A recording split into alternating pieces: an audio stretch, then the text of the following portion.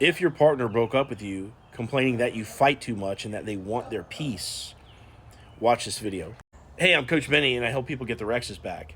And before I did this, I was a dating coach for 5 years where I had to pay attention to how attraction works and to help you get your ex back with that history. So usually when you have a situation like this where your partner's pulling away because you're fighting too much and they want their peace, what's happened is that you likely have a history of some kind of abuse or trauma in your past that's made you feel unsafe. So if you're the kind of person that has to solve it right now, can't give space in conflict. We got to get to the bottom of it right now kind of thing, okay?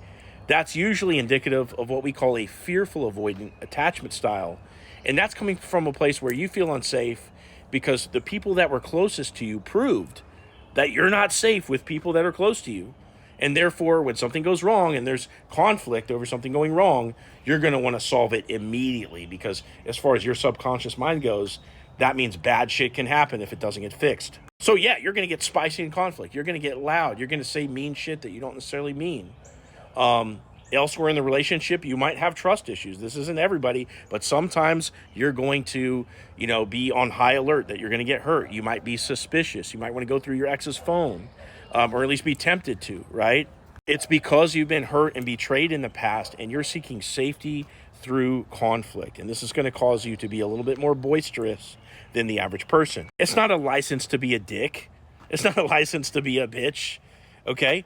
But there's a reason for it. And that reason is going to tend to wear out your partner or the behavior that comes from the reason. Now, this can especially get difficult when you're in a relationship with a dismissive avoidant. They didn't have any conflict growing up because their family didn't even give a shit enough to get into fights with them. So when you have somebody like that has this very low threshold for drama or conflict, fighting, whatever, okay, they're going to get overwhelmed even just by any conflict, even if you weren't spicy, okay? They're going to get overwhelmed by any conflict. So, taking into consideration whatever trauma or abuse that you've been through, now you compound the problem immensely because they have a low threshold for dealing with this to begin with. So if your partner's a dismissive avoidant, they're going to be telling you that they want their peace, that you're fighting too much, even if you're really not fighting that much at all.